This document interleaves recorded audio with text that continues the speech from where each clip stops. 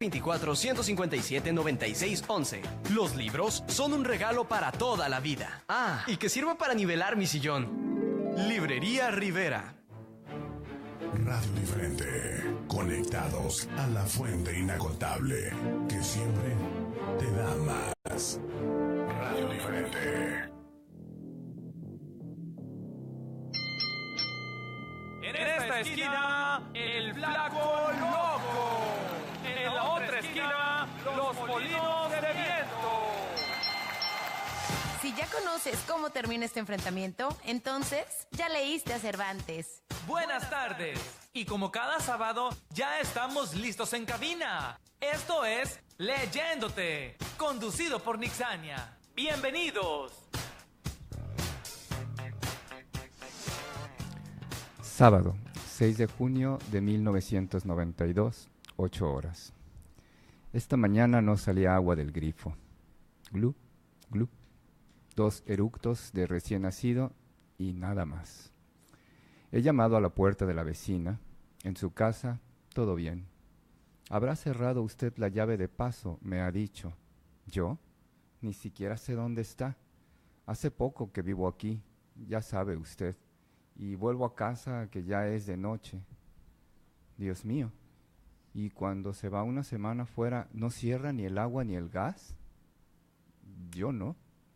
Menuda imprudencia. Déjeme entrar, que ya le enseño yo. Ha abierto el armario que está debajo del fregadero, ha movido algo, el agua ha llegado. ¿Lo ve? La había cerrado. Perdóneme, soy tan distraído. Es que ustedes los singles. Exit vecina, que ya hasta usted habla inglés. Nervios bajo control. No existen los poltergeist, solo en las películas.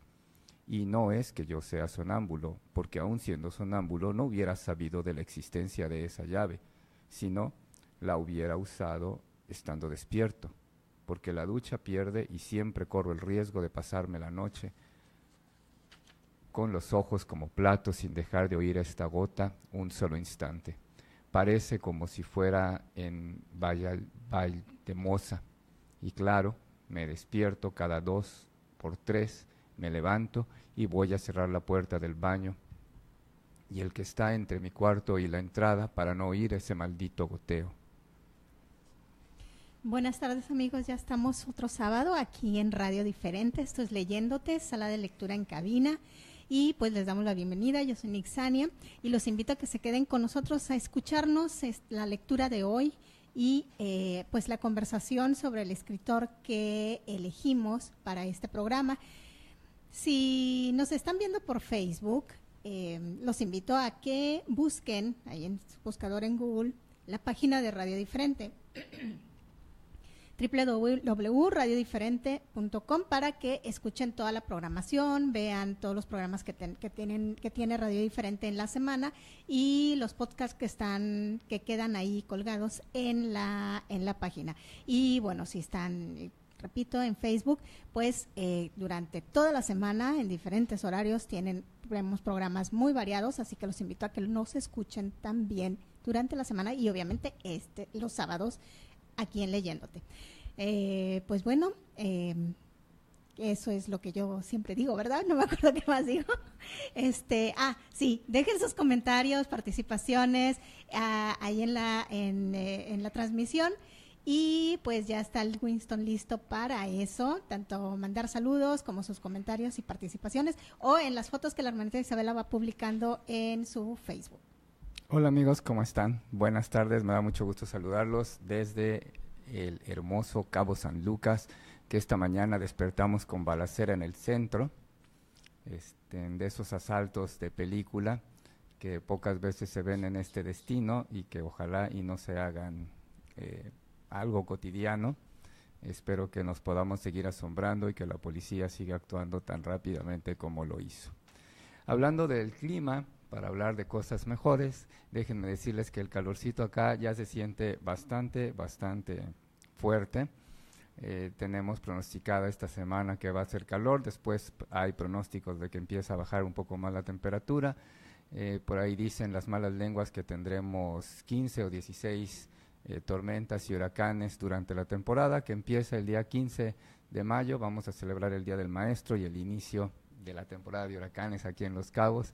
Nos da mucho gusto a los maestros. Lo cual va a ser mucho calor.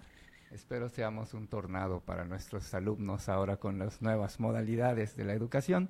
Y me da mucho gusto también empezar a saludar a nuestros amigos que nos están viendo allá en la Ciudad de México, a mi hijo, a Bernardo Iscali, qué bueno que andes por acá, hijo. Un saludo para ti. A Monterrey, y fíjate, ya estamos 3 de 5 en la mesa, y tú por de aquel lado, a Carlos Manuel Guetta, un querido hilo negro de hace muchos ayeres. Tiene ahorita un programa, se los recomiendo. Él es un actor nayarita que vive en Monterrey y ha logrado hacer una trayectoria muy interesante. Búsquenlo a Carlos Manuel Guetta en TEDx, de estos programas que tiene TED. Ahí tiene él un programa muy interesante, de verdad. A Yolanda RT también un saludo, a Valeria también, ojalá y alcances a llegar, ¿vale? Entonces esperamos aquí para la plática, se va a poner buena porque... Y si no, pues nos escuchas y nos vamos platicando con mensajito y todo ahí en la transmisión. Sí, porque Humberto Eco y el tema sí está así como interesante, intenso. A Pau Huerta también, Yuseli Callejas, a mi sobrina Dana Carmina también, que está viendo a su papá, a Martín Hernández Ventura, a Nayarit, a nuestro querido amigo Felipe Lomelí, a Chihuahua, Sally Escritora también, en Sonora, Salvador Burruel, y acá en La Paz, Estrella Hernández. Un saludo para todos ustedes, qué bueno que nos están acompañando y que están sintonizando a través, también está Adriana Michel en línea. ¿Cómo estás, comadre? Si no nos escuchas, ¿verdad? Vamos a tener que traerla. Sí, ¿verdad? Sí, eso es Ana Ceida Rosas Pero Mateo. Es la única forma. Ya te vamos a poner de planta, entonces. Se ha seguido. Y Ana Ceida Rosas Mateo también, que nos está acompañando aquí a través de Facebook Live. Un saludo para todos ustedes. Nos da muchísimo gusto. Creo que esto va a estar de verdad intensa esta mesa, así que será mejor que empecemos. Sí, si nos está escuchando Lomelí, hay que ponernos nerviosos. Bueno, digo, es que cuando te escuchan un escritor o un lector ávido de ese tamaño, pues como que, bueno, ok. Nuestros invitados, como ya vieron, está con nosotros nuevamente Laura Sosa, que ya está haciendo de casa y la vamos a seguir así seguido todos los sábados para que de repente ya está aquí de planta. Entonces, muchas gracias, yo encantada. Bienvenida Laura, muchas gracias por acompañarnos. Y también Pablo Leif, bienvenido, que está aquí con nosotros también para hablar de Humberto Eco y de Número Cero, que es el libro que el día de hoy vamos a platicar. Por ahí lo están mostrando para los que nos están viendo en Facebook. Si no nos están viendo en Facebook y quieren ver qué hacemos aquí, váyanse a Facebook, denle me gusta a Radio Diferente y ahí ven la transmisión. Ok, Humberto Eco. Un escritor, filósofo, profesor italiano, fue autor de numerosos ensayos sobre semiótica, estética, lingüística y filosofía, obviamente, así como varias novelas, siendo pues El nombre de la rosa pues una de las más conocidas, que inclusive pues se llevó al cine, ¿no? Y bueno, pues en este caso un pequeño librito de Humberto Eco, porque como que nos tuvo acostumbrados a libros tamaño jumbo, y este pues es como chiquito. Entonces Humberto Eco, y bueno, vamos a platicar de eso. Laura, como siempre, nos apoya mucho con todos los datos importantes tanto sobre el autor como sobre su obra. Entonces, pues nos compartes, Laura, un poquito de eso, y empezamos con la lectura de Humberto Eco, con un fragmentito muy pequeñito, y continuamos con más lectura de Humberto Eco, y bueno, los comentarios de quienes lo leyeron, que lo trae fresquecito, Pablo, que lo trae fresquecito el libro. Entonces, pues vemos cómo vamos con eso. El género de este libro es narrativa, novela y ensayo, podría ser. Algunos dicen que es más ensayo que novela, algunos dicen que es un buen ensayo pero una mala novela, pero la verdad es que es un muy buen libro. Como decías, Nixania, él fue un escritor, filósofo, semiólogo italiano. La semiótica es la ciencia que estudia las diferentes los diferentes sistemas de signos que permiten la comunicación entre individuos. Bueno, él fue uno de los 13 hijos de Willow, un contador que sirvió en 3 guerras. Su padre le instó a convertirse en abogado, pero entró en la Universidad de Turín para estudiar filosofía y literatura medieval. Durante sus estudios universitarios dejó de creer en Dios y se apartó de la Iglesia Católica Romana. Después trabajó como editor cultural para la emisora estatal radiotelevisión italiana, RAI por sus siglas, y fue profesor de estética entre 1956 y 1964. Algún tiempo después ejerció en la Universidad de Milán durante 2 años, antes de convertirse en profesor de comunicación visual en Florencia. Formó parte del Grupo 63, junto a artistas, pintores, músicos y escritores, con los que había hecho amistad en la RAI, y que se convirtió en una importante influencia en su carrera como escritor. Fue durante este periodo cuando publicó sus estudios Obra Abierta y La escritura ausente en 1968. Entre 1969 y 1971 dio clases en la Universidad Politécnica de Milán y en 1971 pasó a ser profesor de semiótica en Bolonia. Su primer trabajo propiamente de semiótica fue La escritura ausente, aparecido en 1968, que precedió a su libro más completo sobre el tema, El Tratado de la Semiótica. Se hizo popular con 2 novelas, El nombre de la rosa, una historia detectivesca que se desarrolla en un monasterio en el año 1327, obra con la que debuta como novelista, la cual fue traducida en más de 100 idiomas y que ha vendido más de 40 millones de copias en todo el mundo. Esta sería la obra que le daría fama internacional. El péndulo de Foucault, en 1988, una fantasía acerca de una conspiración secreta de sabios. Su obra maestra, El nombre de la rosa, fue adaptada para el cine en 1986 por el director francés Jean-Jacques Arnaud. Humberto fue, en definitiva, uno de los intelectuales más importantes de la cultura contemporánea. Pues ahí está un poquito de Umberto Eco para conocerlo, darnos una idea, como siempre cuando estamos comentando algún libro o algún escritor, siempre les decimos lo mismo, dense la oportunidad de conocerlo y precisamente aquí pues estamos comentando datos del autor, leyendo algo de su obra, para que si no lo conocen, si no se han animado a la obra de este autor, pues tengan un poquito de como una probadita y puedan un contexto y que puedan animarse a leerlo, ¿no? Sí, fíjate que tomando un poquito con lo que empezaste, Laura, respecto y lo que comentaba también Insania, de Humberto Eco, nos tenía acostumbrados a libros de gran calado, sí, muy voluminosos, muy chonchos, además con un contenido, una dermis bastante simple, o sea, una historia en la que uno como lector puede seguir, pero también con mucha profundidad. O sea, si tú vas leyendo a Humberto Eco en cualquiera tanto en El nombre de la rosa como El péndulo de Foucault, y te vas adentrando a lo que está diciendo y como lo está diciendo, te va abriendo unos espacios muy interesantes, muy intensos. Y en este libro me parece que toma el riesgo de hablar de un tema que es sumamente espinoso y creo que queda bien parado en esa condición en donde o es mala novela o es buen ensayo. Exacto. Porque en haberle entrado más hubiera, en mi opinión, tenido que ir con una tendencia hacia lo amarillista o hacia lo sensacionalista para poder seguir capturando al lector, o tendría también que haber develado algunos sucios secretos que no es conveniente develar, o que al menos un lector entrenado pues podría costarle la vida, o al menos su integridad o su equilibrio emocional, el dedicarle tiempo a esto, ¿no? Número 0 es un libro que habla acerca de la intención de una persona muy acaudalada de hacer un periódico. Entonces, para hacer este periódico contrata a un periodista que pues no ha precisamente sido ni el más brillante ni el mejor, pero también está lejos de la mediocridad, aunque el personaje se considera a sí mismo un perdedor. probablemente así se considere él, pero en su trabajo y en su línea hasta el momento en el que llegamos como lectores no es mediocre, pero no es una estrella, ¿no?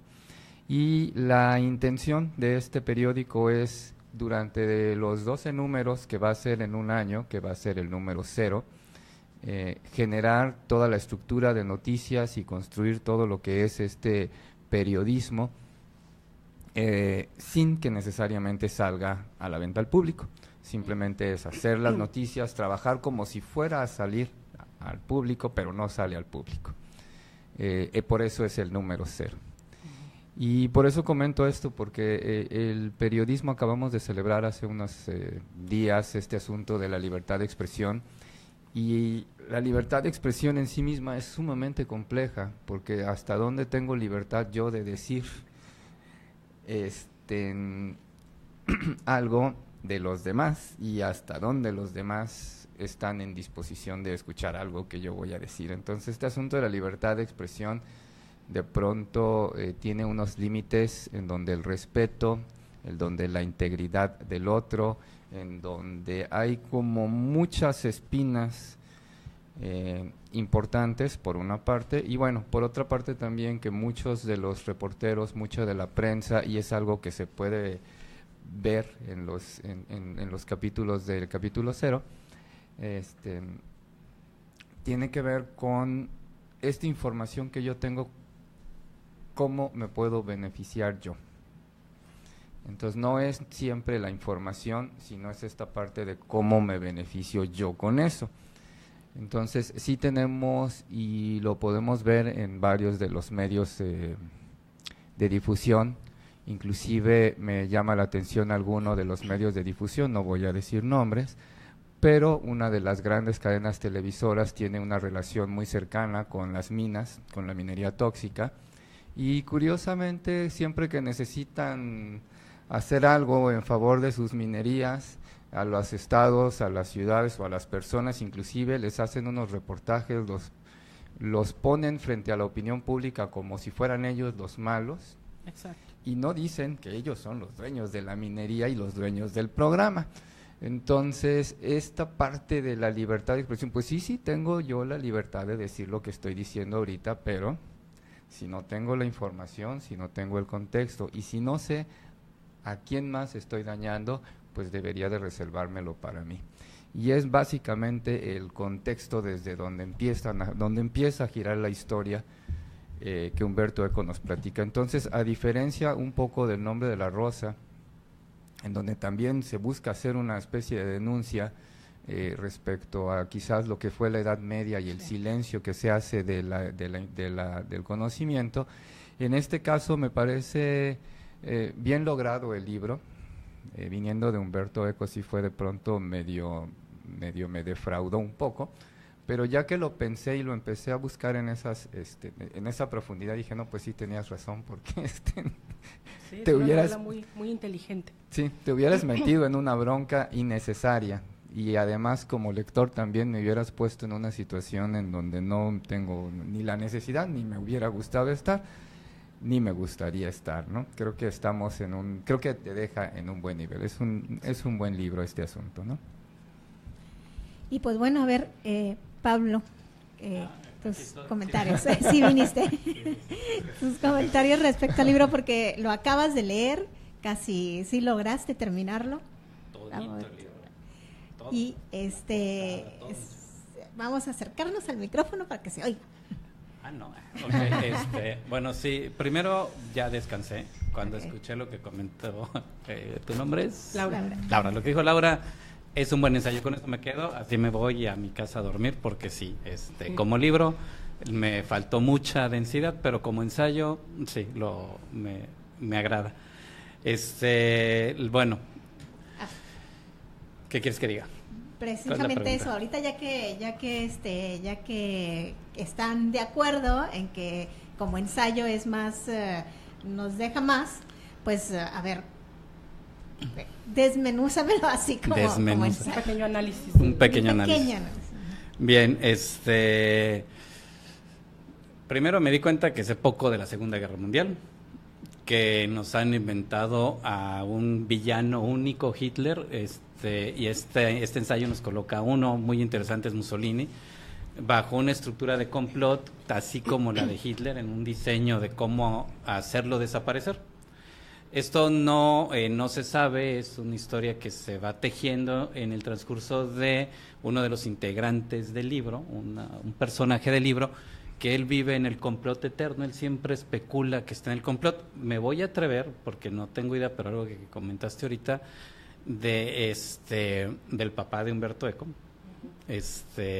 como que goza, no sé, de algunas características por lo que fue su papá, pero no me atrevería a decir que lo está colocando ahí, no, pero me atrevería a presumir que puede ser un personaje, una referencia. Presumo. Inclusive fue fascista, pero no porque haya querido ser fascista, era porque era lo natural, se puede decir, en ese tiempo, de que todos los adolescentes o los hombres tenían que ir tenían que ser fascistas, ¿no? Sí, era obviamente cuando él empezó a leer más, ya se da cuenta que no es lo de él y ya cambia. Sí, de hecho este personaje creo que es el único que lo dibuja más. El resto son personajes referenciales y el personaje que trae la investigación tiene todo un pedazo donde habla de qué carro quiere y por qué lo quiere, y unas especificaciones técnicas muy minuciosas de tamaño, muchas cosas, y al final no va a querer el carro, ¿no? Logra construirnos un personaje ahí muy, muy bien estructurado. El resto son muy borrosos. Cada vez que vas leyendo el libro, cuando entran los otros personajes, puedes imaginártelos sin cara, puedes imaginártelos en medium close-up, pero él sí te lo imaginas completo, tiene esa audacia en el ensayo. Lo que nos reafirma lo que en otras ocasiones hemos comentado con respecto al creador, ¿no? Al escritor, ¿no? Utiliza las referencias que tiene en su entorno o su propia historia para crear otros personajes. Exacto. No necesariamente, como decía, no necesariamente es esa persona, no necesariamente, sino que es una referencia para darle a su personaje. Vamos a irnos a una primera pausa y regresamos con más Leyéndote. Mexicanos, muy buenas noches. Me dirijo a ustedes con la emoción, pero sobre todo con la firme convicción de que el gobierno... No es lo mismo acostarse escuchando los mismos cuentos que acostarse escuchando los buenos cuentos. Estás escuchando Leyéndote. Vamos a una pausa y volvemos. Hola, soy Ricardo García de León, el único candidato independiente al Senado por Baja California Sur. Estoy harto de que los políticos de siempre tomen decisiones por mí que no me representan. Es momento de que los ciudadanos independientes como tú, como yo, decidamos lo que nuestras familias necesitan. Te invito a que conozcas todas mis propuestas y a que seas parte de todos los que queremos decisiones independientes de los partidos que verdaderamente beneficien nuestras vidas. Ricardo García de León, candidato independiente al Senado por Baja California Sur. Mamá. Pronunciamos tanto esa palabra, con ternura, insistencia, nostalgia, agradecimiento. Es la única palabra que da tanto significado a lo que es sentirnos queridos, porque no hay quien ame tanto como una mamá. Radio Diferente saluda a todas las madres. ¿Cuál sería el regalo perfecto? Uno que no necesite baterías, que sea bajo en calorías, que funcione sin internet, que se pueda llevar a donde sea y sea fácil de envolver. En Librería Rivera tenemos el regalo perfecto. Encuentra nuestro punto de venta más cercano visitando nuestra página libreriarivera.com. También búscanos en Facebook o llama al celular 624-157-9611. Los libros son un regalo para toda la vida. Y que sirva para nivelar mi sillón. Librería Rivera. Cuando algo es bueno, cuando algo te gusta, siempre pides más. Radio Diferente, más de lo que te gusta. ¿Verdad que los hombres sí podemos hacer 3 cosas al mismo tiempo? Ir al baño, leer y escuchar el programa Leyéndote. Ya estamos de regreso. Lunes 6 de abril de 1992. Simei tenía la cara de otro, quiero decir, yo no me acuerdo nunca del nombre de uno que se llama Rossi, Brambilla o Colombo, ni tan siquiera Mancini o Manzoni, porque tiene el nombre de otro. Recuerdo solo que debe de tener el nombre de otro.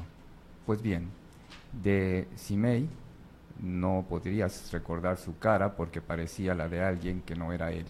Efectivamente, tenía la cara de todos. ¿Un libro?, le pregunté. Un libro, las memorias de un periodista, el relato de un año de trabajo para preparar un periódico que nunca saldrá.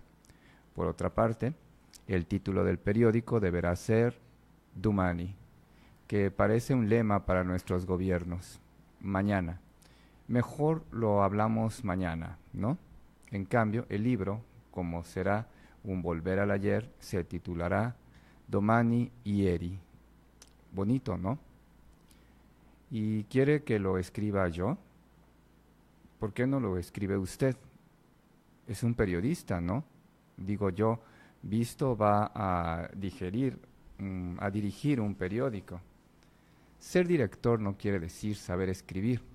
El ministro de Defensa no tiene por qué saber lanzar una granada. Naturalmente, durante todo el año que viene, discutiremos del libro día a día. Usted tendrá que ponerle el estilo, la pimienta, pero las grandes líneas las controlo yo. ¿Quiere usted decir que el libro lo firmaremos ambos o como entrevista de Colonna a Cimei? No, querido Colonna. El libro saldrá firmado por mí. Usted tendrá que desaparecer tras escribirlo. Usted será, si no se ofende, un negre. Dumas los tenía. No veo por qué no he de poder tenerlos yo. ¿Y por qué me ha elegido a mí? Porque usted tiene dotes de escritor. Gracias. Pero nadie se ha percatado nunca de ello. Gracias igualmente. Perdone, hasta ahora he colaborado solo con periódicos de provincias. No he pasado de peón cultural para algunas editoriales. Ha escrito una novela para otro. No me pregunte cómo, pero ha caído en mis manos y funciona. Tiene su ritmo. Y a sus 50 años ha venido corriendo a verme ante la noticia de que quizá tenía un trabajo que encomendarle. Así pues, usted sabe escribir y sabe que es un libro, pero apenas le da para malvivir. No debe avergonzarse. Regresamos, ya estamos leyéndote nuevamente. Y bueno, a ver, ¿en dónde está ubicado? Sí, bueno, me gustaría primero, aprovechando aquí, para mandarle saludos a Adriana, a Andrea de Michel, que nos está viendo desde León. Un saludo, Andrea. Te extrañamos por estas tierras aquí sudcalifornianas. Un pedazo de ti. Hola, hija. A Cristina Ortuño también, a Anastasio Agúndez y Martín Hernández Ventura también, qué bueno que nos están acompañando. Muchas gracias desde La Paz, Todos Santos, y aquí en Cabo San Lucas nos están acompañando. Y bueno, pues sí, seguimos platicando de este libro de Humberto Eco, del... A ver, ¿en qué momento está ubicada la historia? O sea, ¿cuándo está pasando esto o sea, porque estaban comentando hace un momento que estaban dando información sobre situaciones de la Segunda Guerra Mundial y pero no está ubicado en esa época. No, hablan de entre 25 y 30 años de la desaparición de Mussolini. Entonces, sí, en el 40 y tantos terminó la guerra, en los 70s, a lo mejor del siglo pasado, del siglo XX, en esa estructura europea pues ya de una posguerra y en crecimiento, ¿no? Con todas las promesas de Europa creciendo de una u de otra forma. Ahí es donde lo ubican y donde se va gestando el rompecabezas de uno de los personajes, donde va hilando como él presume o él cree que Mussolini no fue asesinado como históricamente es platicado, sino que fue asesinado un doble. Y él tiene dos teorías que está en ese momento tratando de cuajar. y él le platica todo esto al personaje del libro como una especie de cómplice de irle desarrollando sus hipótesis. Él primero no le hace mucho caso, no lo pela, hasta que le empieza a traer información sólida, creíble, y bueno, se queda en un momento en el que él tiene que investigar una cosita más, cuando bueno, pasa un desenlace al interior de la novela, ¿no? Del ensayo. Sí, sin spoilers para que la puedan leer. Ya quedamos que lo íbamos a considerar un buen ensayo. Bueno, pero ahora, el número 0 está hablando de un periódico. ¿Van a publicar o están planeando la publicación de un nuevo periódico? Esa es la intención. La intención aparente es que el conmemoratore o el algo así le llaman al dueño del periódico, quiere hacer un periódico y contrata a una persona para que así lo resuelva. Pero esta persona, de ahorita del texto que leyó Winston, él tiene la hipótesis de que ese no va a salir nunca, ese periódico. Él considera que no va a salir, que él cree que más bien esta otra persona está usándolo para colocarse en una situación de privilegio porque quiere trabajar algunas inversiones. Entonces, sobre la amenaza del diseño de este periódico, él considera que eso le va a dar el acceso. Su interés no es técnicamente publicarlo, sino especular con la posibilidad de generar un periódico con cierto nivel de impacto. Él es la hipótesis de esta persona y por eso él como que quiere jugar ganar a ganar. Es decir, él dice, invita a este personaje y le dice, tú vas a escribir el libro del periódico que nunca salió.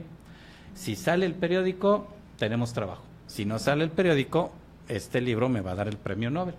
Entonces es como una especie de metalenguaje del uso y el abuso de tú me usas, yo te uso, en un diseño ya de cómo los medios trabajan, ¿no? Esta situación de el paparazzi, ¿no? Yo como actor te digo dónde voy a estar para que tomes la foto y luego me indigno y jugamos a que no sabíamos, pero sí sabíamos. Ya. O sea, es un juego real finalmente. O sea, una probadita de lo que pasa. Sí, un poco lo que comentábamos y de hecho lo que podemos ver ahorita, de lo que podemos ser testigos ahorita mientras están transcurriendo las campañas. Por ejemplo, uno de los periódicos de circulación nacional toma unos comentarios de un escritor que siempre ha sido un escritor de izquierda y toma unos comentarios que hizo hace 7 meses, los contextualiza en el momento y pone que es el ideario de un partido y lo presenta al público y entonces el público escucha lo que dice este escritor, supone que efectivamente es el ideario de ese partido e inmediatamente se pone en contra, ¿no? Entonces el gran poder que tienen los medios de comunicación es ese, que nosotros como ciudadanos, por eso decía lo peligroso del libro, porque en el momento en el que nosotros como ciudadanos dejemos de confiar en los medios, en ese momento se les acaba el negocio. Pero así, o sea, ni siquiera lo que sucedió con Facebook y Cambridge Analytica, ¿no? O sea, algo todavía más grave, porque si de algo, inclusive este mismo espacio que estamos compartiendo, la gente confía en que lo que les estamos diciendo es cierto, de que sabemos de lo que estamos hablando, o al menos tenemos una idea de lo que estamos diciendo. Y si decimos que esto es un buen ensayo, hay quien cree que es un buen ensayo. Exacto. Pero en el momento en el que dejáramos de creer en eso, de que los medios ya no tuvieran esa credibilidad, en ese momento ya deja de ser negocio. Y entonces tendríamos que buscar, un poquito estábamos platicando fuera del aire, platicaba Pablo de una experiencia que está teniendo de estudiar en línea y de cómo el nuevo contexto que se está vendiendo a los estudiantes en línea, de alguna manera, pues sí corresponde a algo que pudiera ser cierto, pero que no es enteramente cierto. Entonces, algo que por eso me parece inteligente por parte de Humberto Eco al hacer un libro en ese tamaño y con esa densidad, es no meterse en este otro espacio, dejar que el lector, si quiere, se meta. Exacto. Y si no quiere, pero tienes no como que un foquito rojo naranjita, rojo, para el lector o para persona común y corriente, porque lo mismo pasa en Facebook, o sea, vemos noticias o comparten frases que dijo fulanito que realmente no lo dijo, ¿no? O sea, porque inclusive la frase no tiene la fecha, inclusive en el momento en el que vivió fulanito, sutanito, ¿no? Entonces, pero mucho, creo que será esta cuestión de que ya al paso de los años y años y años y años y años, la costumbre de la gente de confiar en lo que el otro dice y de dejarse, o sea, ya no busco si es real lo que estoy leyendo, ¿no? Ya no, o sea, me confío con lo que decías, me confío con el periódico o con el periódico el otro, o con el reportero o con lo que dice acá o allá, ¿no? Y con eso me quedo como que en un estado de confort y ya no investigo más allá para saber si sí es cierto o no, aunque me quede con la duda. Y es que ya de repente te das cuenta que los periódicos son como un chisme, no todos, ¿verdad? Pero por ejemplo, lees un periódico y te da la noticia, no todos, te da la noticia y te dice, no sé, lo atropellaron y voló el zapato. Y en el otro periódico dice, lo atropellaron y voló él, ¿no? Y en el otro periódico ya es como corregido y aumentado. Entonces, bueno, ¿a quién le creo? Y en uno dice, fue a tal hora, el otro dice que fue en otra ciudad, o de repente suben fotografías que te dicen esto está pasando y resulta que esa fotografía fue tomada como 10 años atrás. Entonces ya no sabes si realmente confiar o no. Sí, de hecho yo recomendaría a los jóvenes que van a estudiar periodismo o comunicación, este libro es un libro interesante porque esto que están comentando el libro lo dibuja en las discusiones que tienen como de redacción, cuando empiezan a decir qué vamos a escribir. Y hay los periodistas, hay un personaje ahí en lo particular que sí cree en el periodismo, sí cree en la verdad, y cada vez que avienta una posibilidad la desmoronan, le dicen es que no es necesario, hay que especular con ella, y ella empieza a deprimirse, luego se vuelve la pareja del personaje principal. Pero sí maneja esa situación, Humberto Eco te la deja ver en esas reuniones de redacción, como si hay una suerte de utopía en gente que cree que se mete al medio y el medio va a ser ese espacio libre, pero conforme va avanzando se da cuenta que forma parte de un engrane, de un ejercicio social que es la especulación. Particularmente yo trabajé años como periodista y sí, me tocó ver cómo este engranaje se suscribe a este diseño. Entonces, lo que sí es interesante es que es algo que ya todos sabemos. O sea, es como que queremos estar engañados con eso, estamos satisfechos.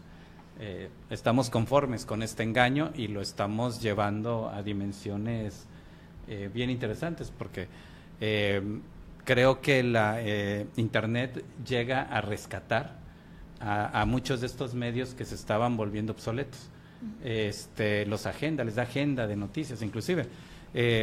Creo que ya medios televisivos estaban perdiendo mucha credibilidad, y venían ya en una decadencia, buscando cómo sobrevivir, e Internet les permitió reavivarse, reconstruirse a través de mismas mentiras, pero que en una plataforma más multidimensional, más dinámica, abrazan de una forma diferente la credulidad, y bueno, nos gusta que nos engañen, parece que es parte de nuestra naturaleza como individuos, o sea, el disfrutar ser engañado. Sí, es parte, creo también, y Humberto Eco con el asunto de la semiótica y con todos estos elementos que va agregando al estudio de cómo nos comunicamos y cómo utilizamos nuestros lenguajes. Y sí, no creo, sí es de alguna manera que nos guste ser crédulos, pero creo que también eso está sustentado o no está sustentado en que nos guste ser crédulos solamente, sino que nuestro sentido de esperanza como seres humanos, esta idea de que algo tiene, o sea, esta esperanza que tenemos, que dicen que muere al último, ojalá y así sea, y de veras nos muramos nosotros y luego muere la esperanza, pero sí es como necesario creer en lo que estamos leyendo, en lo que nos están diciendo. Por eso es muy importante, y creo que por eso también las salas de lectura, las actividades que hacemos los mediadores de salas de lectura, el que la gente lea, porque de alguna manera eso va ampliando tu capacidad de creer, pero también el que te pongas en los zapatos del otro, que creo que es lo que le sucede un poco al personaje femenino que comentas del libro. O sea, ella todo el tiempo está deseosa o tiene una intención de que las cosas que para ella son importantes, porque finalmente para ella eran importantes, se supieran. Pero al momento que las empiezan a analizar los demás en la mesa, le empiezan a poner elementos con los que ella no estaba contando, y no es que deje de ser importante, pero los otros elementos para la sociedad son más importantes. Pues en está ese sentido, un poquito del libro de Humberto Eco, y así está muy interesante ya viéndolo porque uno lo puede leer así tal cual, y supongo que está entretenido, y digo supongo porque ya lo leí y no me acuerdo absolutamente de nada. Estoy como si no lo conociera este libro, entonces pues bueno, estoy sorprendida, pero yo creo que lo voy a volver a leer. Vamos a regresar con más lectura, nos vamos a otra pausa y volvemos con más Leyéndote. Mexicanos, muy buenas noches. Me dirijo a ustedes con la emoción, pero sobre todo con la firme convicción de que el gobierno... No es lo mismo acostarse escuchando los mismos cuentos que acostarse escuchando los buenos cuentos. Estás escuchando Leyéndote. Vamos a una pausa y volvemos. Mamá, te amo, mamá. Mujeres buenas hay muchas, pero tú eres la mejor de todas. Radio Diferente felicita a todas las madres en su día. Mi madrecita.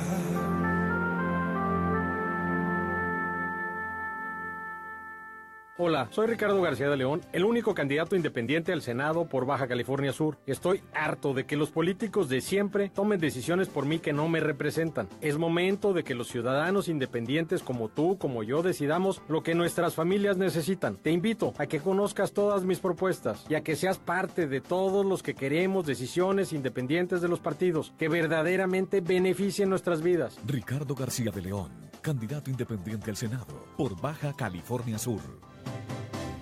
En Construrama Aceros y Cementos, ¡qué fácil es construir con Coppel! Ahora con tu tarjeta Coppel puedes comprar materiales para construcción hasta 20,000 pesos a crédito. Sí, lo escuchaste bien, con la misma tarjeta con la que compras muebles, ropa o zapatos. Con Coppel y Construrama Aceros y Cementos, construir es fácil. Visítanos en la calle Ampliación a la Pista Aérea en la colonia Lomas del Sol o llámanos al teléfono 173-2027. Construrama Aceros y Cementos. ¿Ya viste el de Luis? El de Manuel es más grande. ¿Quién dijo que el tamaño no importa? Mi libro es más grande que el tuyo. Ponte en contacto con nosotros al teléfono en cabina 1894136. Además, encuéntranos en Facebook como Radio Diferente.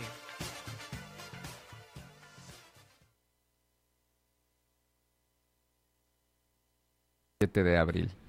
Primer encuentro con los redactores. 6 parece que bastan. Simei me había avisado de que yo no iba a tener que salir a la calle para hacer reportajes falsos, sino que tenía que estar siempre en la redacción para registrar los diferentes acontecimientos. Y así es como empezó, para justificar mi presencia. Señores, conozcámonos mutuamente. Este es el dottore Colonna, hombre de gran experiencia periodística.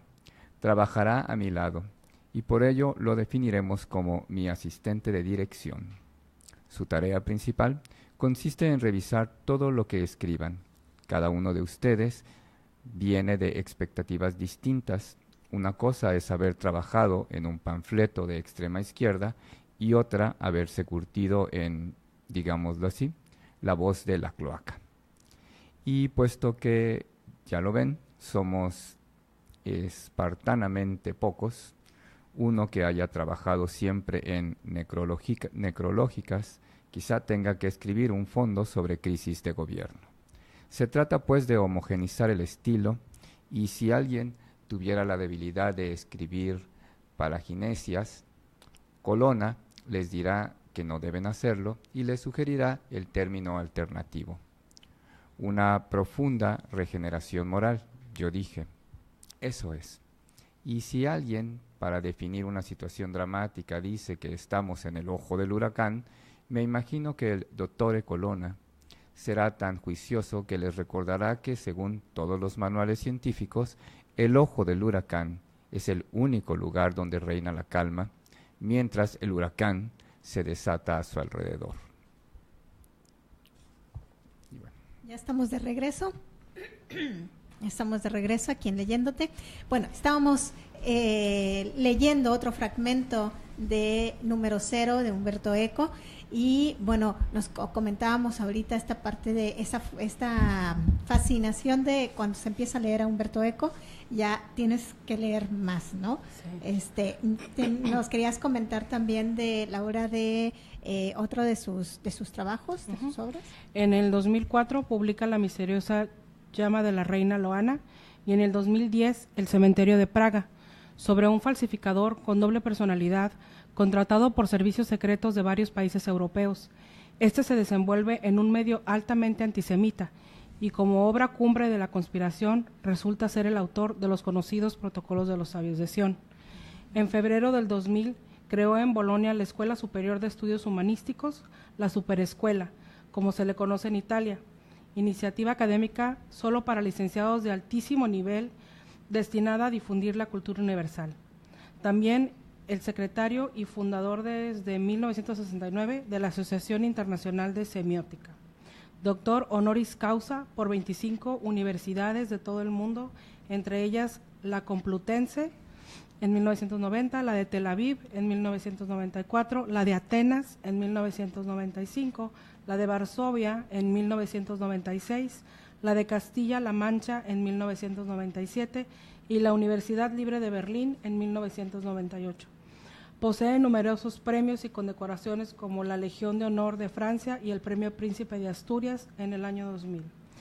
La última de sus obras como autor de novelas de éxito y ensayos de semiótica estética medieval o filosófica fue Número 0, una mirada crítica sobre la crisis del periodismo que advertía en los 50s y 60s, justo cuando llegó la televisión. Era lo que comentábamos al inicio de la segunda parte del programa, que esta parte donde está ubicado la novela ensayo, o ensayo novelado, y lo que decía, ¿no? La crisis del periodismo, pero el periodismo siempre ha sido así, ¿no? O sea, yo no veo que haya, o sí hubo un periódico, un periodismo veraz en donde se podía confiar, o siempre ha estado en esa crisis, sube y baja. Yo creo que tuvo su época de esplendor el periodismo por ahí del siglo XIX, porque era el medio. Ya para el siglo XVIII el alfabetismo en varios países lo habían logrado no desterrar, pero ya tenían gente que sabía leer, y para el siglo XIX ya podían utilizarlo de miles formas y maneras. La gran ventaja es que se vuelve la escuela después de los medios. Cuando sale la radio y sale la televisión, toman los géneros del periodismo, hacen crónicas, hacen entrevistas, o sea, hacen documentales, es decir, migra de un tipo de lenguaje al nuevo lenguaje exigido por radio y televisión. Lo mismo está pasando con internet, están migrando con y seguimos haciendo lo mismo, se sigue siendo la misma estructura narrativa poderosa que se gestó en las prensas, nada más que ahora pues multimedia, hipervinculada, etcétera, etcétera, ¿no? Pero es lo mismo rediseñándose. Entonces sí dudaría de la crisis de la imprenta como un mecanismo creado para producir un algo, pero no como un género que ha sabido impactar al resto, ¿no? Que se ha ido revolucionando.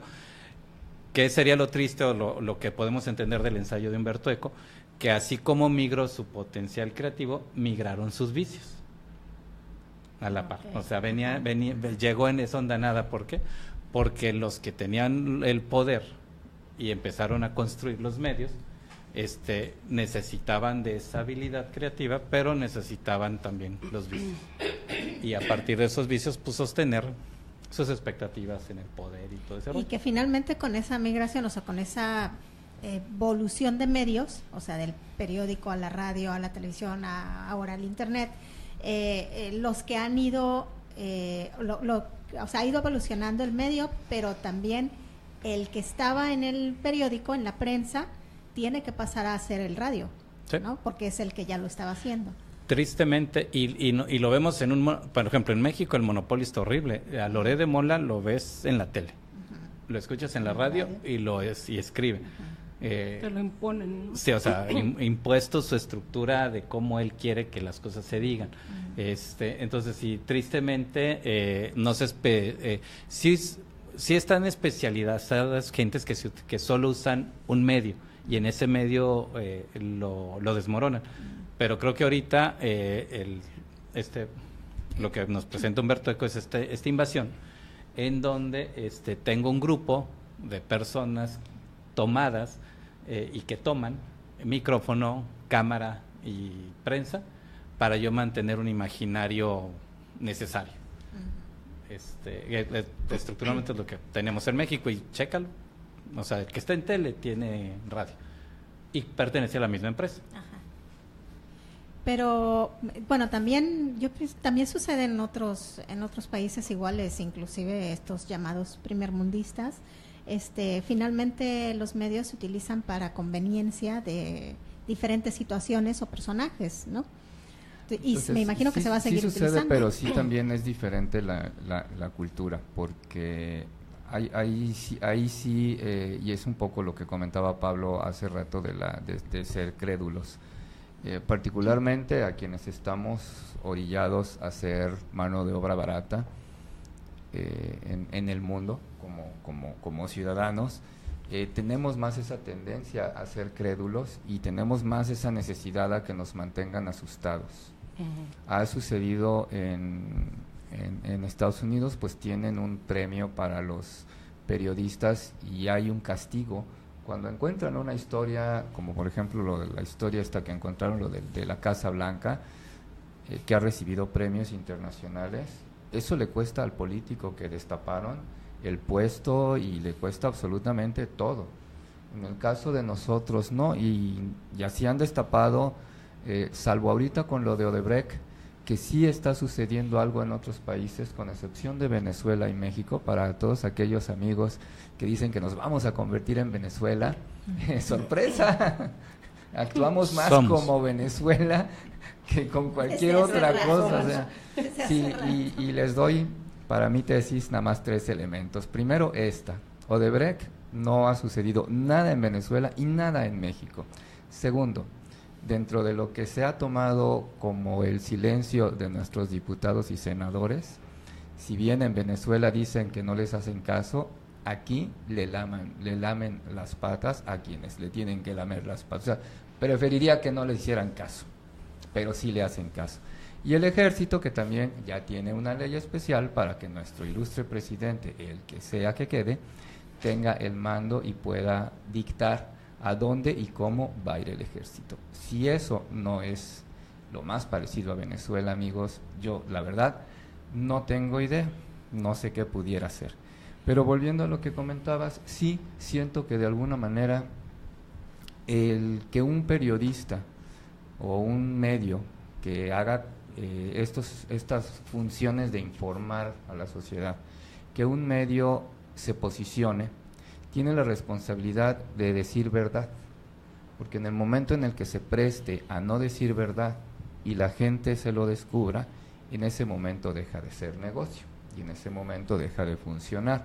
Entonces, si bien para ciertos países la credulidad es nuestro motor para ver los medios o para informarnos, en otros países en donde la verdad es el medio, pues la verdad es la que les tienen que bajar. Ahora, esto no quiere decir que todo el tiempo haya verdad, ¿no? Platicando con algunos amigos de algunos países europeos, nos decían que también allá tienen corrupción, que lo único que sucede es que la corrupción está en las cúpulas. O sea, tú llegas a sacar tu licencia y ahí no tienes que corromperte.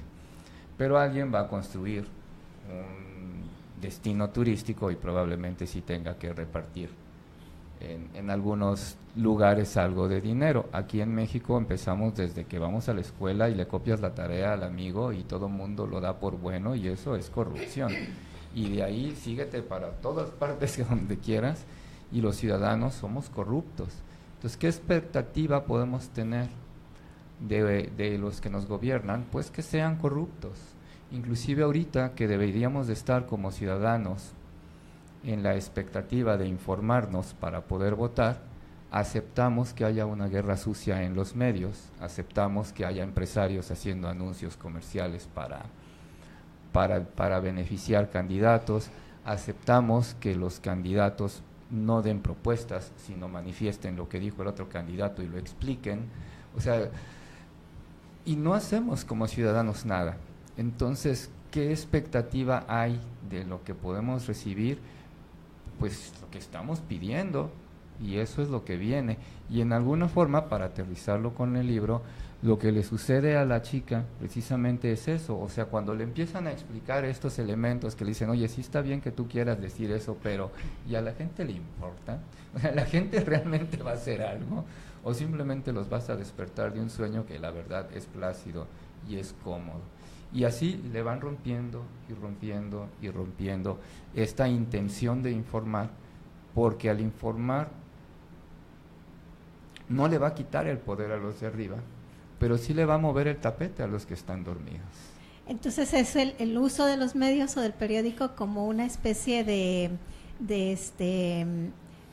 verdad dosificada, necesaria en el momento indispensable o en el momento oportuno.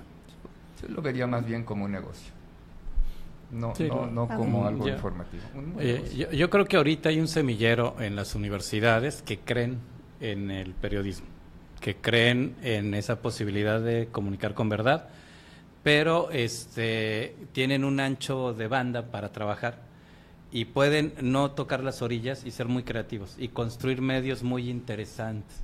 Pero aquel joven que en la especulación de la amplitud de su creatividad toque esas orillas, va a recibir un toque, o sea, lo van a regresar al centro. Entonces, yo creo que sí hay un espacio en donde habrá alguien que cree que es creativo y diseña una propuesta creativa siempre y cuando no se acerque a las orillas, a las que ya están determinadas. Esto me gusta porque, y se los comento para los que nos están escuchando, que finalmente, si no conocen las salas de lectura, las salas de lectura, pues se promueve que suceda esto, o sea, se lee un libro, se habla de un autor, de un tema, y eso pues va llevando la conversación desde el análisis del libro, los personajes y todo, hasta cosas que tienen relación, que pasan, que se van comentando, como lo que acaba de suceder aquí en el programa. Pero, por ejemplo, ahorita me acordé de cuando leímos y compartimos Un Mundo Feliz, de Aldous Huxley, esta parte de no llegar a estos jóvenes nuevos periodistas, futuros periodistas, que poder conocer o enterarse dónde está su límite, su perímetro, para no llegar, porque si no, entonces como decías, vas a recibir un toque y entonces o sigues tocándote hasta que rompes la valla electrificada, pero es a jugarte la vida, o como en el libro de Aldous Huxley, pues mejor te retiras, ¿no? Porque ya sé que ahí me va a doler, ¿no? Sí, es curioso, a mí por eso me gustó y me parece que el libro es muy muy interesante. También comentábamos fuera del aire, comentaba Pablo respecto al momento, digo para no hacer spoiler, pero hay un punto ya cerca del final del libro en donde empiezan ya los desenlaces, y de pronto, y a mí me pasó lo mismo, o sea, te encuentras con esa información y te quedan como 7 hojas. Dices, pero a ver, espérate, si apenas está empezando el final. A ver, espérame, pero a ver, ¿qué pasa con la chica? ¿Ella es periodista? Sí, ella es periodista, pero ¿qué pasa con ella? O sea, sus ideas todo el tiempo se las están... Sí, se las están rebotando. Ella las quiere colocar, pero no, se las devuelven porque no le ven que su estilo sea para el periódico, de alguna forma. Pero la necesitan ahí por su habilidad y la ponen a escribir. Tiene una tarea muy específica ella desarrollada en el periódico. Y como que dicen, tú dedícate a esto. Aunque ella sí quiere proponer, ella como que representa esa parte inspiradora del que llega y cree que puede cambiar las cosas. Y que es necesaria porque esa parte esperanzadora que tiene. Ayer estaba escuchando en un programa que me gusta mucho, esto es Ópera, en el canal 22, que hablaban de esta parte de la esperanza. O sea, es necesaria la parte esperanzadora en cualquier historia real o ficticia, porque es la que te mantiene como que en la línea, según lo que estaban o como lo estaban masticando ayer en el programa. La parte esperanzadora en una historia, repito, real o ficticia, te mantiene como que en la línea de seguir caminando, ¿no? Por ese sendero. Vamos a un corte. Está bien, pero ya vamos a un corte. Es que yo quiero hablar de otras cosas, por favor. Y regresamos con más Leyéndote. Seguimos en la última parte. Mexicanos, muy buenas noches. Me dirijo a ustedes con la emoción, pero sobre todo con la firme convicción de que el gobierno... No es lo mismo acostarse escuchando los mismos cuentos que acostarse escuchando los buenos cuentos. Estás escuchando Leyéndote. Vamos a una pausa y volvemos. Hola, soy Ricardo García de León, el único candidato independiente al Senado por Baja California Sur. Estoy harto de que los políticos de siempre tomen decisiones por mí que no me representan. Es momento de que los ciudadanos independientes como tú, como yo, decidamos lo que nuestras familias necesitan. Te invito a que conozcas todas mis propuestas y a que seas parte de todos los que queremos decisiones independientes de los partidos que verdaderamente beneficien nuestras vidas. Ricardo García de León, candidato independiente al Senado por Baja California Sur. En Construrama Aceros y Cementos, ¡qué fácil es construir con Coppel! Ahora con tu tarjeta Coppel puedes comprar materiales para construcción hasta 20,000 pesos a crédito. Sí, lo escuchaste bien, con la misma tarjeta con la que compras muebles, ropa o zapatos. Con Coppel y Construrama Aceros y Cementos, construir es fácil. Visítanos en la calle Ampliación a la Pista Aérea en la colonia Lomas del Sol o llámanos al teléfono 173-2027. Construrama Aceros y Cementos.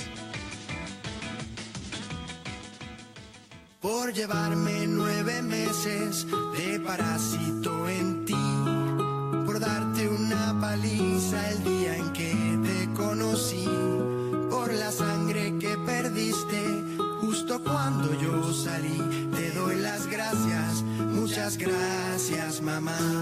Radio Diferente, saluda a todas las madres. ¿Cuál sería el regalo perfecto? Uno que no necesite baterías, que sea bajo en calorías, que funcione sin internet, que se pueda llevar a donde sea y sea fácil de envolver. En Librería Rivera tenemos el regalo perfecto. Encuentra nuestro punto de venta más cercano visitando nuestra página libreriarivera.com. También búscanos en Facebook o llama al celular 624-157-9611. Los libros son un regalo para toda la vida. Ah, y que sirva para nivelar mi sillón. Librería Rivera. Cuando algo es bueno, cuando algo te gusta, siempre pides más. Radio Diferente, más de lo que te gusta.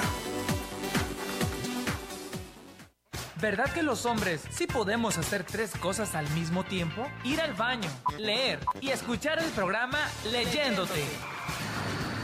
Ya estamos de regreso.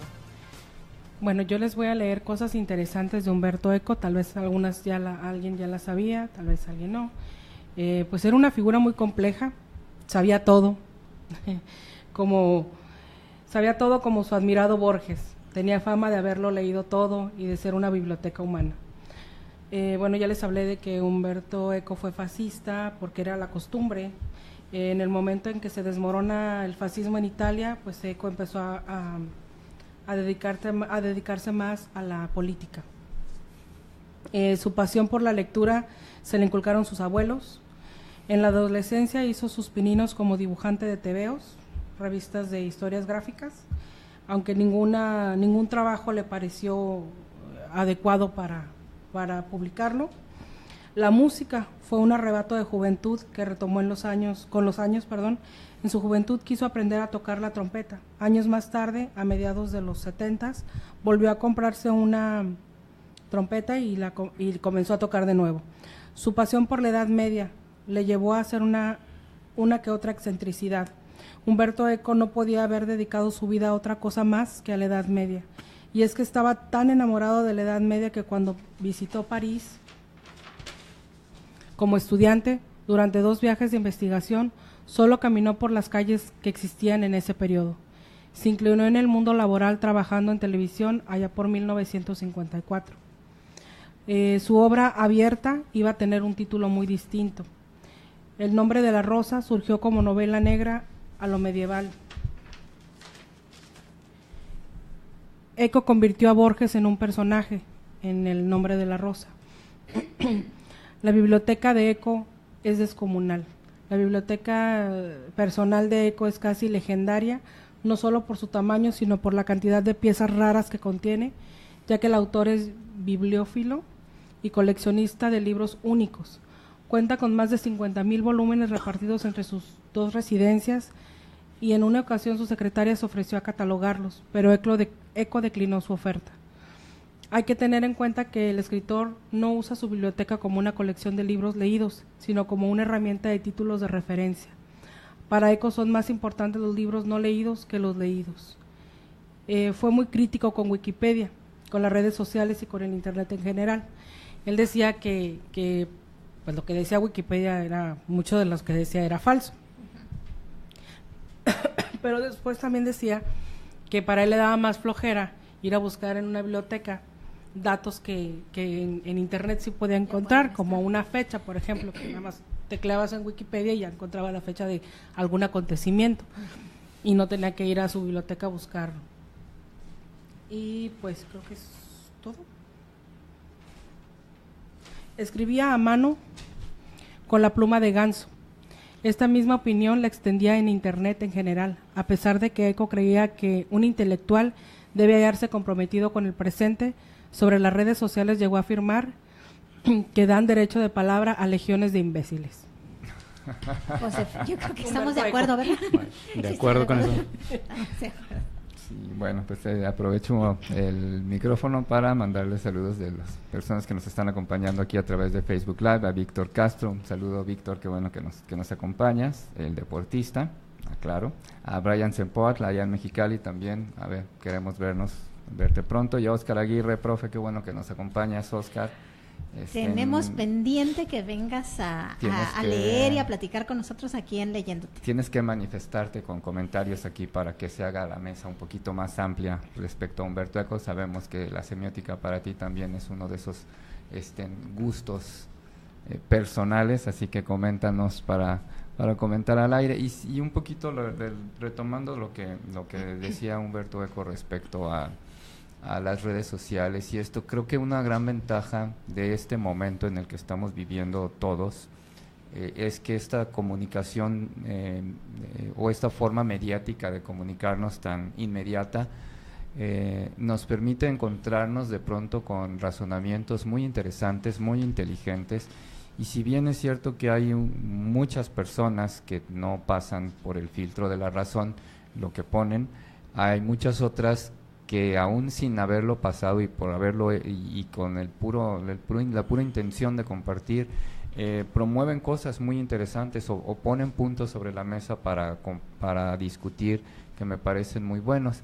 Saliéndonos un poquito de la política y regresando un poquito a lo del el libro, uno de los elementos interesantes de los personajes es que se van adentrando en este asunto de Mussolini, esta desaparición y cómo dicen o empiezan a encontrar indicios de que esta supuesta muerte no era tal y que por el contrario había habido un doble y había por ahí algo más de indicios que además eran dignos de seguir y muy importantes y relacionaban personas que sí tenían la posible relación y esas relaciones o esos hilos que van trazando de una situación conocida por todos, que es la de Mussolini, hacia puestos políticos y lugares, y van haciendo unas líneas muy interesantes.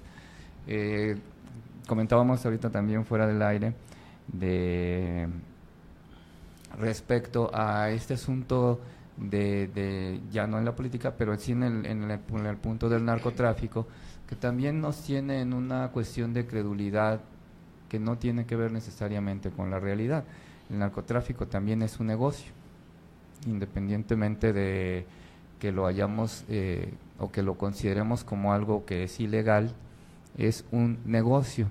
Y como negocio, mucho de lo que le ha pasado a algunos de los periodistas que se han metido con ese negocio y que les ha costado la vida, tiene que ver un poco quizá, o yo lo pondría, quizás no tenga que ver, pero yo lo pondría en paralelo con lo que pasaba con la chica, con la reportera y con algunos de los propios periodistas, del grupo de periodistas que se reúnen, que al momento de decir, es que esta información es importante que la gente la sepa, y de pronto le decían, sí, pero considera que esta gente que lo va a saber de este lado tiene estas necesidades, pero estos tienen estas otras necesidades, y si tú la dices, entonces vas a perjudicar a estos, y quizás a estos otros no les importa, y el que perjudiques a estos nos va a generar a nosotros un problema. Entonces volvían como a buscar la manera en la que había que organizar la nota para poderla ir presentando, aun cuando sabían que no se iba a hacer pública, ¿no? Porque finalmente este número 0 ellos tenían conciencia de que nunca se iba a sacar. Pero el dueño, que era el que estaba interesado en ver cómo funcionaba, estaba viendo estos espacios de poder que él podía ir obteniendo a partir de que ese periódico sí llegara a existir. Entonces estos poderes y estas formas, de alguna manera, al quien es el menos importante, por así decirlo, es el lector. Quien se convierte, se convierte en un espacio de posible chantaje a otros elementos, y el lector finalmente es el menos importante. De hecho, dos cosas en relación a lo que comentas. Hoy el tiraje de un periódico es nulo. De repente un periódico hace un tiraje en donde solo a la burocracia es a la que atiende.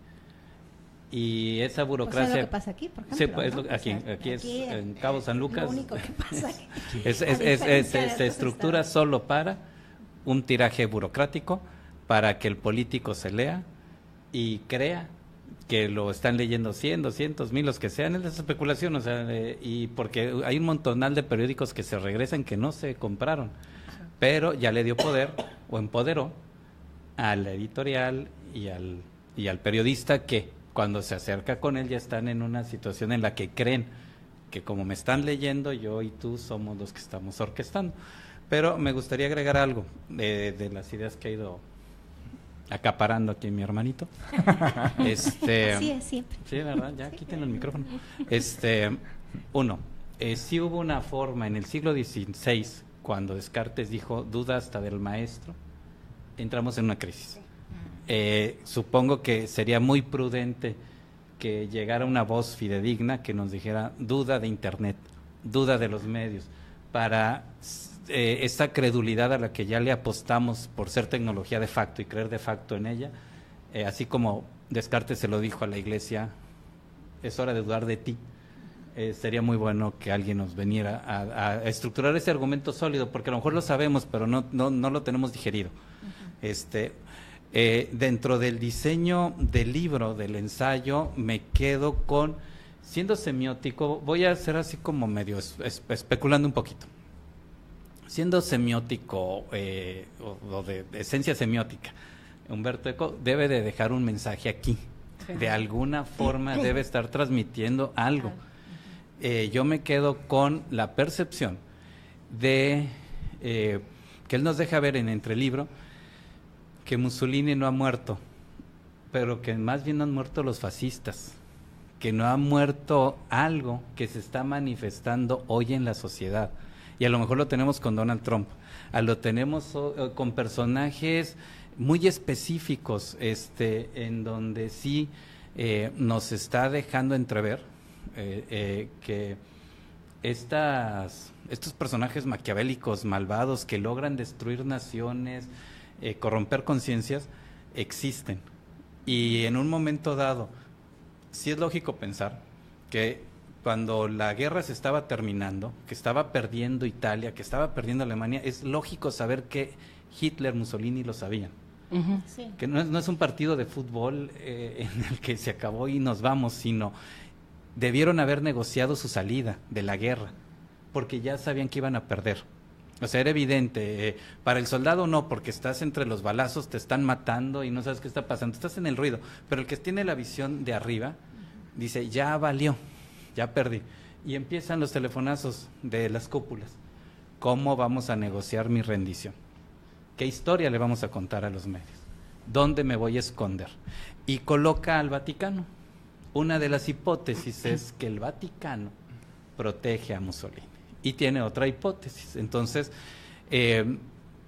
no dudaría yo nada, ni tantito, de esa cúpula que nos hace entrever en su libro Eco, de estas conveniencias. Y a lo mejor ya se murió Mussolini, a lo mejor, pero vuelve a hacer el mismo ejercicio del periódico. Si yo lo tengo y te hago creer que está vivo, voy a manipularte a ti. Como ya estructuras del poder, o sea, ya como piezas de ajedrez en un mundo en el que nosotros no tenemos acceso. O sea, nosotros tenemos acceso a una estructura baja, de un mundo bajo, y acá arriba se van moviendo otros hilos. Entonces, estos hijos de Mussolini, que nos propone con su existencia, hoy chavistas, hoy esto, etcétera, etcétera, como si puede existir esas conveniencias de las especulaciones ya en torno en una percepción de poder. Y por último, relacionado un poquito a los ejercicios que en el libro lees de esas operaciones de redacción, recuerdo lo que pasó en el temblor en México, cuando nos inventaron una niña. No me acuerdo su nombre, ¿cómo se llamaba esta niña? Para subir el rating y crear expectativa y tenernos así como... Sí, y cómo nos generaron una noticia alterna o una mentira alterna conveniente para los fines de especulación de los mismos sucesos. Hasta cuando se les cayó el teatrito, ¿no? Pero como que sí, eso sí te imaginas que sucedió en una mesa de redacción. Oigan, si hay una vocecita, ¿y qué tal si? Y vamos haciendo esto, y en esa ya locura de poder, jugártela ese nivel, ¿no? Hacer una mentira así de tipo chupacabras, ¿no? O sea, ahí te voy. Sí, es que sí. De hecho, lo que les comentaba hace un momento de los protocolos de los sabios de Sion, yo creo que él sí tenía muy metido en su cabeza ese libro, como cualquier fascista, aunque después ella la haya declinado, porque ellos hablan de una conspiración judía, que son los que van a gobernar el mundo, y entonces ellos sí tienen como muy metido eso en su cabeza. Y creo que también por eso fue que se generó lo de Hitler, todas las matanzas de los judíos, fue por ese libro. Entonces, si tienen la oportunidad, si alguien ya lo leyó, qué bueno, los que tengan la oportunidad de leerlo, léanlo, aunque después se dieron cuenta de que era un fraude, aún lo siguen leyendo y aún siguen teniéndolo como si fueran referente, ¿no? Sí, no, y de hecho lo ven como si fueran, no sé, como las predicciones, ¿no? Como predictivo, que pues la verdad era falso. Pues ahí está ya, y ahí está ya el ¿cómo se llama? La curiosidad, o sea, sí. Creo que sí, definitivamente tengo que volver a leerlo. Primero por ya todo esto como lo estamos platicando, y segundo porque la parte que decías de que siendo Umberto Eco algo está queriendo decir, algo dejó ahí, y bueno, es bastante creíble, eso sí, no se le puede negar, siendo el tamaño personaje que era, y todo lo que tenía como antecedente que sustentaba su valor como catedrático, filósofo, etcétera, ¿no? Bueno, yo quiero aprovechar para mandar saludos allá a La Paz, a Jorge Briceño. Un saludo para ti, Jorge. A ver si ya te dejas ver. Estamos pendientes por ahí con unos libritos. Ojalá y podamos vernos pronto para hacer válido ese nuestro premio. Nuestro premio por buenos mediadores de lectura.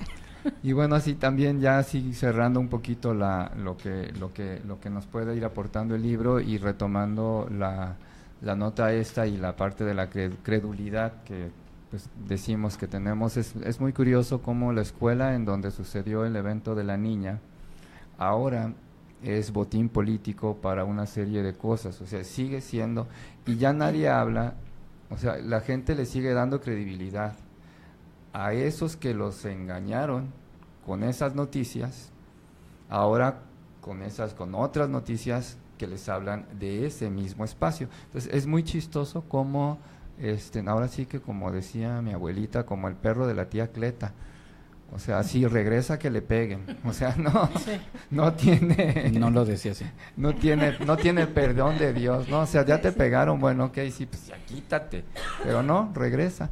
Algo de los medios también que me llamó mucho la atención ahora con la paz de las Coreas, yo no entendía cómo después de ser el mismísimo diablo este señor, el de Corea del Norte, y nos lo habían pintado los medios y lo había promovido el presidente de Estados Unidos a través de Twitter de una manera, pero de verdad era el diablo mismo, y de un día para otro de ser el diablo mismo resulta que cruza la frontera, saluda a su amigo y se vuelven super compas, ¿no? Entonces, ¿qué pasó ahí? Es que sí tiene cara de buena gente.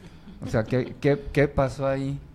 Que los medios no nos dieron la información por la razón que sea, que sería para mí más interesante saber cuál fue la razón que la propia historia. ¿Por qué tener a ese diablo que estaba funcionando perfectamente, de pronto quitarlo? O sea, ahorita mi angustia o lo que yo sí pienso es, diantres, y entonces, ¿qué está pasando? ¿No? Porque si ya me quitaste al malo de la película, entonces es porque viene algo peor o es porque viene Thanos. Viene Thanos. Viene Thanos. Sí, ese es peor. Oigan, yo quiero mandarle un saludo a nuestro amigo poeta de Todos Santos, a Anastasio Agúndez, que sí nos vamos a poner de acuerdo para que vengas a platicar con nosotros, a leer con nosotros tu poesía y platicar de poesía y de literatura en general, y nos vamos a tener que poner de acuerdo porque sí, aquí está la invitación ya abierta. Bueno, yo estoy viendo por ahí un mensajito. Está Óscar Aguirre, precisamente, muchas gracias Óscar, qué bueno que estás participando. Él nos comparte que leyó Apocalípticos integrados. Yo también. Y ese punto que mencionan, hay una preocupación por el consumo cultural y los medios dirigidos a masas, por lo que la manipulación del pensamiento se da por la falta de refinamiento y credulidad de parte de la masa crítica, y más que los integrados apoyan la elevación de la cultura pop. Ahí descubrí que soy apocalíptico. Ajá, no, pues sí eres. Sí, eres de los bichos raros, ni modo.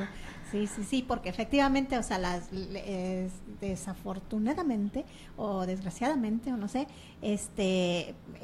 como también lo decían por ahí, una amiga reportera, de las masas, ¿no? O sea, las masas son las que dicen qué es lo que tiene que haber, ¿no? O sea, ¿por qué? Porque es lo que piden, porque no conocen otra cosa y piden lo que conocen o lo que hasta ese momento les ha llegado, ¿no? Entonces, así el consumo cultural, político, de todo tipo, o sea, es lo que conozco hasta aquí, y hasta aquí creo que es lo único que necesito, ¿no?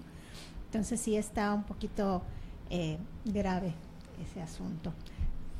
Sí, pues es parte de lo que tenemos, y yo creo que lo interesante o lo que debemos de hacer como comunidad, pues de alguna manera la lectura, ahora hace rato que hacía Pablo más o menos la estructura de cómo había evolucionado el periodismo y cómo se había ido filtrando a los medios y cómo ha ido pasando hacia los medios conforme han ido evolucionando a partir de Gutenberg, y que se hace la imprenta y que empiezan los libros ya a poder circular de una manera más democrática, por dar una palabra, empieza a haber la posibilidad de que la gente lea, pero más allá de la lectura de aprendizaje, esta lectura de empatía, o sea, el de ponerte en los zapatos del otro. Ahí la importancia de la lectura de la novela, de la poesía, de si bien los ensayos nos permiten, como en esta mesa, tener una serie dar una serie de opiniones y poder llegar a discrepancias respecto a cómo se dan las cosas, pero en una novela te tienes que poner en los zapatos del otro. Que finalmente el diálogo, la conversación, discusión o debate a partir de una lectura nos lleva a masticar nuestras propias ideas, nuestros propios pensamientos, transmitirlos, escuchar lo que está lo de otros y ver ese otro punto de vista o esa otra perspectiva que a lo mejor no habíamos visto, ¿no? Sí, y yo entonces, pienso no es tanto la lectura por aprender, o no es tanto la lectura porque me voy a hacer mejor persona o porque voy a mejorar mi vocabulario, ortografía, etcétera, porque pues no, realmente no. O sea, la ortografía hay que memorizarla y hay que practicar y hay que escribir y hay que corregirse, porque si no, no se corrige la ortografía.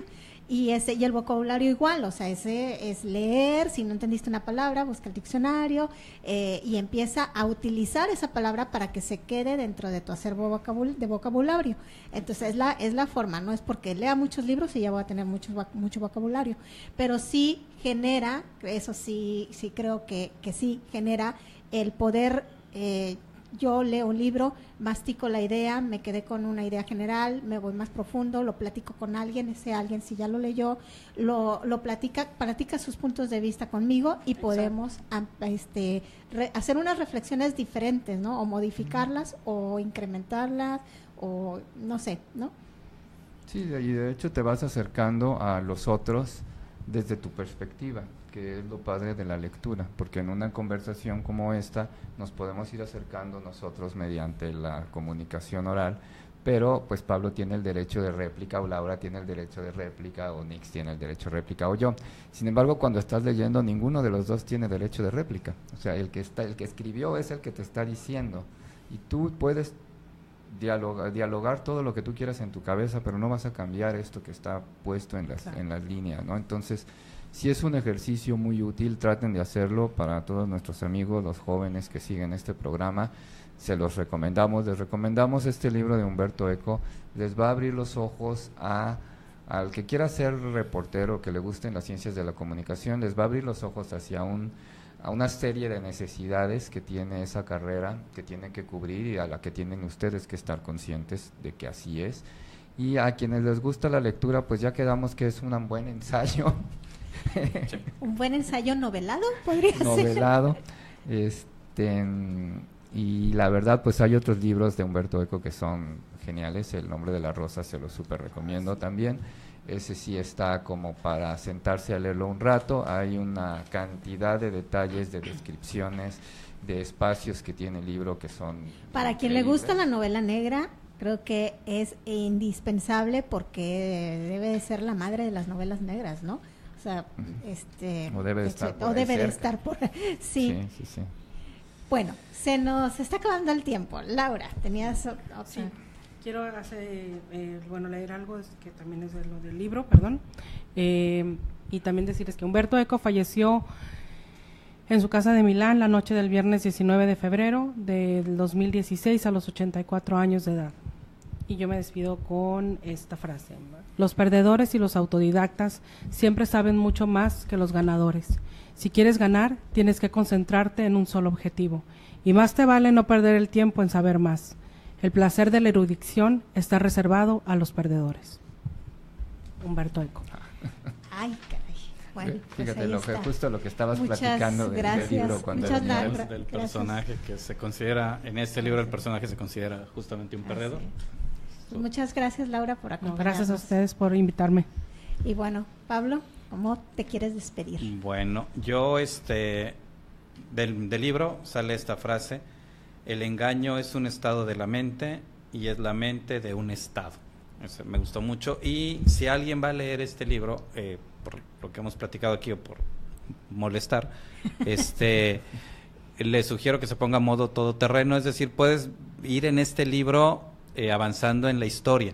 Si te vas a clavar en ciertas cosas que va poniendo el autor, o es más sencillo si eres italiano o vives en Europa para poderlas precisar, o si tienes Google a un lado y estás leyendo y viendo.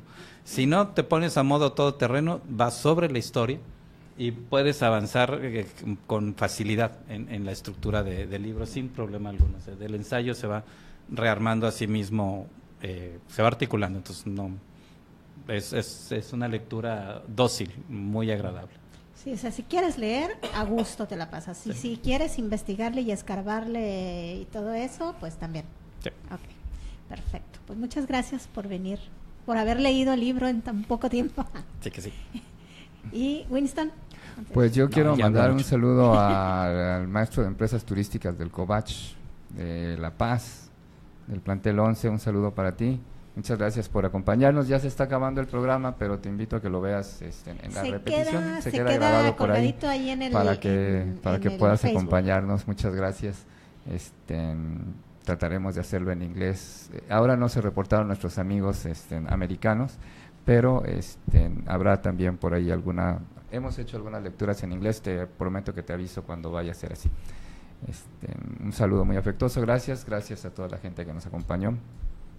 Así es, bueno, recuerden que a las 6 de la tarde en Plaza Amelia Wilkes, aquí en Cabo San Lucas, vamos a estar con el acervo del Sala de Lectura de Hermanita Isabela, libros para todas las edades, cuento, novela, poesía, ensayo, libro álbum, literatura infantil, no sé, ahora hasta recetarios tenemos por ahí, muy interesantes, con investigación de los ingredientes tradicionales, etcétera. Están muy interesantes esos recetos. No es un recetario nada más la preparación y un recetario como no, es un libro, son libros muy, muy interesantes.